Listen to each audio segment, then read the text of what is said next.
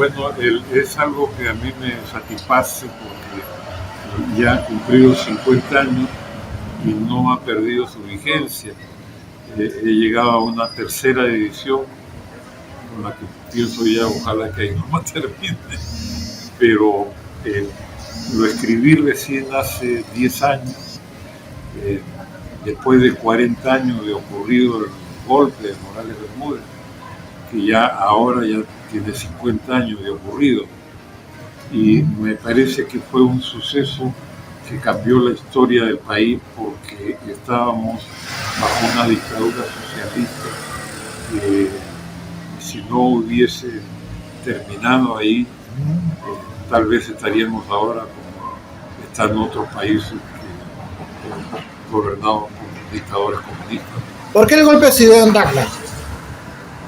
Yo creo que hubo una concentración de fuerzas militares. En esa época se llegó a hablar incluso de la posibilidad de un ataque para recuperar las tierras perdidas en la guerra del Pacífico. Entonces había cuarteles nuevos y muchas fuerzas armadas. Entonces no era extraño porque habiendo tantos cuarteles y tantos, Morales Bermúdez visitaba con frecuencia Tacna, no sé si para ver el avance de la construcción de esos cuarteles y el equipamiento, ¿no? O porque agarraría un cariño especial a la ciudad, ya que sus ancestros vienen de un pueblo que se llama Pica, que está a la altura de Iquique, en Chile, de un territorio que en algún momento fue peruano. ¿Morales Bermúdez traicionó a Velasco Alvarado?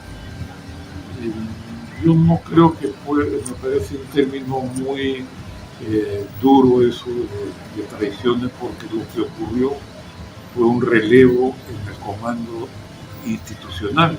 Siempre se habló de que se trataba de un gobierno institucional de las Fuerzas Armadas y Velasco ya debió pasar al retiro hacía tiempo, pero no pasó al retiro, se quedó. Y no solo eso, sino que después perdió una pierna producto de un aneurisma. Entonces tampoco podía usar uniforme y no se podía entonces seguir hablando de un régimen institucional de las Fuerzas Armadas. En cualquier caso, el reemplazo institucional era al que le correspondía era a Morales Bermúdez. ¿Por qué? Porque era el comandante general de las Fuerzas Armadas, ministro de Defensa, presidente del Consejo de Ministros, y por carrera le correspondía mucho antes ya haber ocupado ese cargo. ¿Velasco Alvarado nos estaba llevando al vacío? Nos llevó al vacío. ¿Por qué? Él comenzó, el primer pretexto que usó fue la nacionalización o estatización de los yacimientos petroleros. Eso dio nacimiento a la creación de Petroperú, que hasta el día de hoy le cuesta miles de millones de dólares al presupuesto de la República. Otro de los pretextos fue la reforma agraria. Hasta el régimen de Velasco, la reforma agraria era el principal contribuyente del presupuesto de la República, pero dejó de serlo. Los grandes complejos agroindustriales de la costa han terminado privatizándose por decisión de sus trabajadores. En la sierra, que eran grandes productores de carne, de leche, se comieron el ganado y nos quedamos sin leche y sin carne. Entonces tuvimos que importar leche de Nueva Zelanda y era un mérito conseguir una bolsita de leche en polvo para poder dársela a nuestros hijos. Y te puedo seguir comentando un montón de cosas que han significado un desastre. Si hablamos de derechos humanos, por ejemplo, una matanza en Huanta cuando se le ocurrió suprimir la gratuidad de la enseñanza en el año 1969. Todos los chicos que tuvieran un curso jalado en el colegio, los padres de familia tenían que pagar 100 soles. Y eso originó una protesta nacional. En Huanta hubo una protesta muy grande que fue aplacada por los hinchas. Ahí hubo una matanza que dio origen a esa canción que ahora es como un himno para Sendero Luminoso, que es Flor de Retama. eso cuenta la historia de la matanza de Huanta, que no es la única matanza ocurrida durante la dictadura. También hubo una matanza aquí en Lima, el 5 de febrero. Hasta los policías se declararon en huelga, ¿no? ¿Cuántos muertos hubo? Nunca se va a saber porque expropiaron todos los medios de comunicación, todas las emisoras de radio, todos los canales de televisión. No había libertad de prensa. Tú sabes que sin libertad de prensa no hay democracia. ¿Por qué para Velasco fue tan importante capturar los medios de comunicación? Porque era una dictadura comunista. Pues los comunistas, ¿acaso no ves qué es lo que ocurre en Cuba o qué es lo que ocurre en Venezuela? Para ellos es lo normal, ¿no? O sea, gobiernan con mano de hierro, pues no permiten que nadie se oponga. Acá cualquier periodista que escribía algo contra el gobierno corría el peligro de que lo metan preso, o si era más o menos conocido, te deportaban. Entonces deportaron a un montón de periodistas. Y a los profesores, que te digo yo, por grupos, los metían a un penal que se llamaba el CEPA, que quedaba en la selva. O sea, profesores, educadores, que solamente por reclamar sus derechos iba preso. O sea, fue una dictadura atroz. Lo que pasa que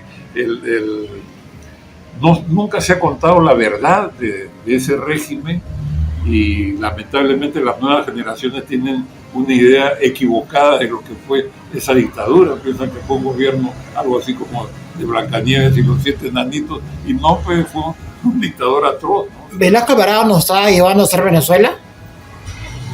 Hugo Chávez copió el plan Inca, le llamaban, y fue lo que hizo en Venezuela. O sea, más bien Venezuela se copió lo que estaba haciendo Velasco. ¿Cómo consiguió el apoyo Morales Bermúdez para dar el tacnazo? Lo que pasa es que había un descontento muy grande, un descontento por escasez de productos de primera necesidad. O sea, la gente estaba cansada, no había libertad de expresión. Tú no sabías qué es lo que estaba pasando porque los titulares eran igualitos. Tú comprabas el Diario Expreso o la Prensa o el Comercio, y el título y el contenido de la noticia era exactamente lo mismo, ¿no? Entonces era muy grotesco eso. Y una de las características elementales de la democracia es la libertad de expresión. Pero además de que no había libertad de expresión, no había pan, no había carne, no había leche, no había gasolina, no había productos de primera necesidad, ¿no? ¿Cómo fue su vida periodística en Tacna? Bueno, Tacna es una ciudad muy pequeña y me tocó, te conté, dirigir accidentalmente el diario, pero allí el director tiene que hacer las veces también de redactor, también de diseñador, y de repente se presenta de fotógrafo, ¿no? O sea, ahí en los pequeños diarios los periodistas somos multifacéticos, tenemos que hacer de todo. ¿Cómo era el periodismo en aquella época, en los años 70? Bueno, a diferencia del periodismo actual, digamos que creo que éramos más respetuosos de la objetividad. A nosotros nos insistían mucho en ser objetivos y seguíamos una fórmula que es la de la pirámide invertida, y que había que responder el qué, quién, cuándo, cómo, dónde y por qué, ¿no? En el primer párrafo, que no te da mucha opción de opinar, ¿no? Y entonces no es que la objetividad científicamente pura exista, pero teníamos la obligación de buscar la objetividad. Ahora no les interesa, ahora opinan de cualquier cosa, ¿no? Y de manera, me parece, a veces muy irresponsable, muy mal informada. ¿Con Velasco se empezó a gestar el terrorismo? Sí. ¿Por qué? Ya te conté, Flor de Retama. Flor de Retama es el himno al sendero, ¿no? O sea, es para mí, en mi opinión, el terrorismo es una respuesta al abuso de poder, ¿no? El abuso del Estado. Ya. ¿Dónde encontró su libro y a qué precio? No, este libro lo pueden encontrar en Amazon, no sé cómo está ahora. En Mercado Libre también había una edición que estaba creo que 30 soles. ¿Está trabajando en un nuevo libro?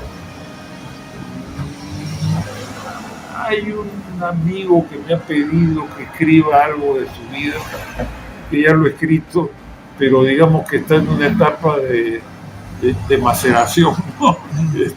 Ya está escrito, pero tal vez demore un poco en publicarse. Siempre he tenido una duda. ¿César Hildebrand fue parte del aparato de prensa de Velasco? Por supuesto. Él ganaba muy bien en Sinamos, ¿no? Y fue cómplice de una dictadura que atropelló la libertad de prensa. Y a mí me sorprende cuando él sale ahora y habla de libertad de prensa, no sé con qué autoridad. ¿Cuántos diarios fueron expropiados con Velasco Alvarado? Todos. Todos. No quedó ninguno sin expropiarse, ¿no? Y no había una voz disidente. No, pues. No. ¿Y el APRA qué rol tenía? Acción Popular, el APRA, ¿qué rol cumplieron sus militantes en el gobierno de Velasco Alvarado? Hubo gente del APRA que trabajó con el gobierno militar. ¿Ya? Bueno, no les quedaba de otra tampoco. Claro, es cierto, ¿no? Y lo que ocurre es que también el APRA fue un partido muy grande y dentro del APRA hay distintas corrientes políticas, desde un extremismo izquierdista como el de la Fuente, Uceda, creo que era, hasta gente de extrema derecha. ¿Podríamos decir ya a ciencia cierta de que Velasco fue el presidente de ultra izquierda? No, yo creo que el de ultra izquierda es Pedro Castillo. Digamos que Velasco fue de izquierda, una izquierda que todavía él fue tentando de a pocos, porque él fue preparado para combatir el comunismo. Fue a las escuelas de Panamá, capacitaban a los militares para enfrentar las guerrillas, ¿no? Fue entrenado para combatir la guerrilla, pero no bien subió al gobierno empezó a hacer amistad con gente que había participado en crímenes contra policías y militares como Hugo Blanco, ¿no? ¿Velasco era amigo de Hugo Blanco? Hugo le dio libertad. ¿Qué personaje recuerda usted de la época de Velasco Alvarado que ahora están pasando piola? Mira, ya de esa época ya han muerto casi todos. Dejémoslo que descansen en paz, creo yo. ¿Qué le puede decir a las nuevas generaciones sobre los años 70, sobre lo que se vivió en los años 70? Que se fijen, sobre todo me dirijo a los que están estudiando periodismo, que se fijen en el manejo de la libertad de prensa, ¿no? Es uno de los mejores indicadores de si es que la cosa se está caminando bien o mal. ¿Hubiese podido haber redes sociales libres en la época de Velasco Alvarado? Yo creo que sí, porque las redes son tan poderosas que es muy difícil controlarlas, ¿no? Caerías en extremos como lo que ocurre en los países comunistas. Velasco fue comunista, no hay de otra. Digamos que sin querer queriendo, ¿no? Estuvo con Moscú. Claro, compró el gran error que cometió fue que compró armas a Rusia y con eso pretendió, se dice, ¿no?, atacar a Chile. Un Chile que también estaba venido a menos. Pero cuando pretendía atacar a Chile ya no estaba Allende, estaba Pinochet. ¿Y a quién cree que le habrían dado armas? ¿A Velasco o a Pinochet? Los norteamericanos. A Pinochet. ¿Velasco tuvo miedo a Pinochet?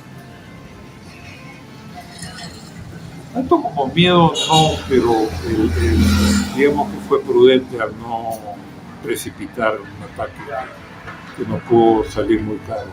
¿Por qué ese odio de Velasco para con Chile? ¿Por la guerra del Pacífico nada más? No hay otro. ¿qué le diría usted viendo de atrás para adelante? ¿Qué reflexión le deja usted del Tacnazo?